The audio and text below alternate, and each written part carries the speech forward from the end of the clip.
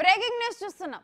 తెలంగాణ వాణిజ్య పన్నుల శాఖలో వేల కోట్ల రూపాయల కుంభకోణం వెలుగు చూసింది. గత ప్రభుత్వ హయాంలో ఇన్పుట్ ట్యాక్స్ క్రెడిట్ లో భారీ అవకతవకలు జరిగినట్టు తెలుస్తోంది. సాఫ్ట్వేర్ మాడ్యూల్ను మార్చి 75 సంస్థలకు లబ్ధి చేశారనే ఆరోపణలు వస్తున్నాయి. మాజీ ప్రభుత్వ ప్రధాన కార్యదర్శి సోమేష్ కుమార్ తో పాటు మరికొందరు అధికారులపై సిసిఎస్ లో కేసు నమోదైంది.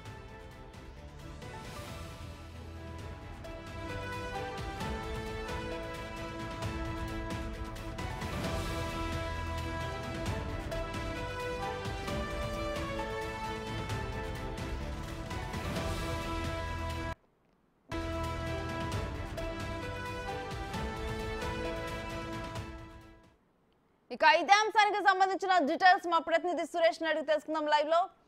సురేష్, వాణిజ్య పన్నుల శాఖలో వెలుగు చూసిన కుంభకోణం మీద డీటెయిల్స్ ఏంటి?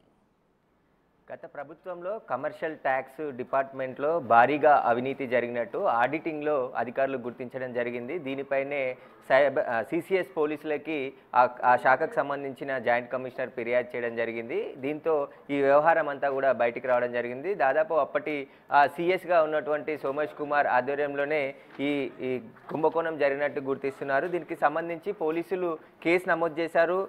వివిధ సెక్షన్ల కింద 406, 409, 120B ఐపీసీతో పాటు సెక్షన్ 65 ఐటీ యాక్ట్ కింద కూడా కేసు నమోదు చేయడం జరిగింది. అయితే ప్రభుత్వం నుండి ఏవైతే రాయితీలు వస్తాయో ఆ కంపెనీలకు సంబంధించి జిఎస్టీ ఇన్పుట్ ట్యాక్స్ క్రెడిట్లో తెలంగాణ వాణిజ్య పన్నుల శాఖకు సంబంధించిన కుంభకోణం ఇది బయటపడింది. అయితే ఇన్పుట్ ట్యాక్స్ క్రెడిట్ అదేవిధంగా ఐజీఎస్టీ సెస్ల చెల్లింపులో 75 కంపెనీలు అవకతవకలకు పాల్పడ్డట్టు ఇందులో రాష్ట్ర బెవరేజ్ కార్పొరేషన్ లిమిటెడ్ కంపెనీ కూడా ఉంది. ఇది ప్రభుత్వ రంగానికి సంబంధించిన బెవరేజ్ లిమిటెడ్. దీనికి సంబంధించి కూడా ఫ్రాడ్ చేసినట్టు గుర్తించడం జరిగింది. దీంట్లోనే దాదాపు 1000 కోట్ల రూపాయల కుంభకోణం జరిగిందని చెప్పేసి కూడా సిసిఎస్ పోలీసులకు ఫిర్యాదు చేసి దీనిపై పూర్తి దర్యాప్తు చేయాలని చెప్పేసి సోమేష్ కుమార్తో పాటు మరికొంతమంది అధికారుల పేర్లను కూడా మెన్షన్ చేసి ఫిర్యాదు చేయడం జరిగింది. ఆ ఫిర్యాదుకు సంబంధించే ఇప్పుడు పోలీసులు కేసు నమోదు చేసి దర్యాప్తు చేస్తున్నారు. అసలు కుంభకోణం ఏ విధంగా పాల్పడ్డారు, వీరికి సంబంధించిన పూర్తి ఆధారాలను బయటికి తీసే పనిలో